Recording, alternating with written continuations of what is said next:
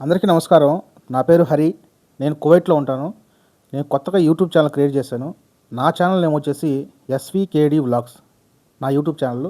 కొత్త వాళ్ళు ఎవరైనా ఉంటే సబ్స్క్రైబ్ చేయండి. అలాగే సపోర్ట్ చేయండి. వీడియోలోకి వెళ్తే కువైట్‌లో రోజు రోజుకి గవర్నమెంట్ నిర్ణయాలు బాగానే తీసుకుంటుంది. సో ఎలాంటి నిర్ణయాలంటే మొన్నటి వరకు డ్రైవర్లకు సంబంధించింది, అలాగే ట్రాఫిక్ రూల్స్ అని చెప్పి చాలా వరకు పిండేసిందనమాట చాలామందిని. సో ఇలాంటి చట్టాలు రావాలి, ఇలాంటి మరిన్ని రావాలని నేనైతే కోరుకుంటున్నాను. ఎందుకంటే ఇలాంటి పకడ్బందీగా చట్టాలు నిర్ణయిస్తేనే జాగ్రత్తగా మన ప్రాణాలకి ఎలాంటి ముప్పులు అయితే జరగకుండా ఉంటాయి. మనం కూడా బాగుంటాం, భయంగా కూడా ఉంటాం. సో ఏదైనా జరగకముందే జాగ్రత్త తీసుకుంటే ఆ దేశం యొక్క గర్వకారణం, అలాగే మన ఆ ప్రజల యొక్క ఇలాంటి పనులు చేయటం చాలా అంటే చాలా గొప్ప విషయం. నాకైతే నచ్చుతాయన్నమాట ఇలాంటి గవర్నమెంట్ నిర్ణయాలు తీసుకోవటం. సో ఇప్పుడు వీడియోలోకి వెళ్తే, ఎవరైతే ఇండియా నుంచి ఇక్కడికి వస్తారో 1-10 సార్లు లగేజ్ చెక్ చేసుకోండి. అలాగే ఎవరైనా మన బంధువులు కానీ, మన చుట్టాలు ఎవరైనా మనకు లగేజ్ ఇస్తే ముఖమాటం లేకుండా వద్దని చెప్పండి, తేలని చెప్పండి, తేమని కూడా చెప్పండి, ఏం కాదు. సో ఎందుకంటే ఇక్కడ వాళ్ళ కోసం మనం ఏదైనా ఒక్కరో మిస్ అయితే వాళ్ళు బాధపడరు, మనం చిక్కిపోతాం. ఇక్కడ మన లైఫ్ స్మాష్ అవుతుంది. సో వాళ్ళ కోసం అని చెప్పి మనం ఇక్కడ చిక్కుకోవడంత అవసరం లేదు. సో ఎవరు ఎలాంటి వాళ్ళు రోజు రోజుకి మనకు కనుక్కోవడం చాలా కష్టం. కాబట్టి 1-10 సార్లు ఒకవేళ ముఖ్యమైనది అయితే తీసుకురండి, అవి చెక్ చేసుకుని తీసుకురండి. మొన్న రీసెంట్గా బెంగళూరు ఎయిర్పోర్ట్లో అనుకుంటా గల్ఫ్ బాబా యూట్యూబ్ ఛానల్ ఉంది కదా, ఆ బ్రదర్ అయితే ఒక వీడియో పోస్ట్ చేశాడు టిక్టాక్లో. బెంగళూరు ఎయిర్పోర్ట్లో ఒక ఆమెను ఇలాగే పట్టుకున్నారనమాట. ఏదో ప్యాకెట్ ఏదో ఉందని చెప్పి చెప్పాడనమాట. చెప్పినప్పుడు ఆమె ఇన్నోసెంట్ కాబట్టి ఆమె బ్యాక్గ్రౌండ్ చెక్ చేయగా ఆమె ఇన్నోసెంట్ అని తెలియదు.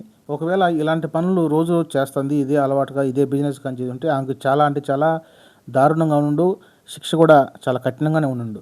సో ఎంక్వైరీ చేసి ఆ పోలీసులు ఎంతో మంచిగా ఆమెను వదిలేసడం చాలా అంటే చాలా గొప్ప విషయం, చాలా అంటే హ్యాపీ. సో అలాంటి పరిస్థితులు మన వల్ల ఎదుర్కోకుండా ముందు జాగ్రత్త చర్యగా ఇలాంటి పనులు మనం చేయకూడదు.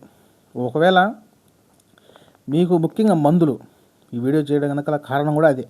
మందులు ఎవరైతే మందులు ఎక్కడి నుంచి ఇండియా నుంచి ఇక్కడ తెస్తారో వాళ్ళు తప్పనిసరిగా డాక్టర్ సీటీ ఉంటుంది కదా, సర్టిఫికెట్ ఏదో ఉంటుంది కదా, అదైతే ఖచ్చితంగా 100% మీరు తెచ్చుకోండి.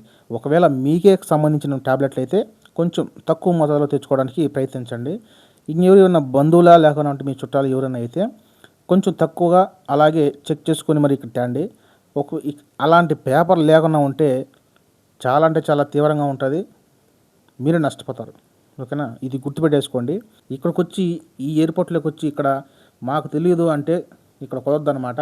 తెలియదనే ఓడి ఇక్కడ ఉపయోగించకూడదు. చిక్కినారంటే మాత్రం చాలా అంటే చాలా తీవ్రంగా ఉంటుంది పరిస్థితి. అలాగే ఈ డ్రగ్స్ విషయంలో చాలా వరకు భారీ జరిమానా అయితే విధించిందనమాట కువైట్ గవర్నమెంట్. ఒకవేళ నేరం రుజువైతే కనుక 50,000 దినార్ల నుంచి 10 లక్షల దినార్ల వరకు జరిమానా విధించబడుతుంది. అంటే ఆ నేరం యొక్క తీవ్రతను బట్టి ఒకవేళ ఎక్కువ మోతాదులు దాన్ని మించింది అయితే కదా మరణశిక్ష కూడా విధించబడుతుంది అనమాట. ఎలాంటి మొహమాటం అయితే లేదనమాట. సో ఒకవేళ నేరం తీవ్రతను బట్టి ఎక్స్క్యూజ్ చేయొచ్చు, అంతకు ఎక్కువైతే కానీ మరణశిక్ష కూడా విధించే అవకాశం అయితే ఎక్కువగా అని చెప్పి బల్లగుద్ది మరి చెప్పారు గవర్నమెంట్.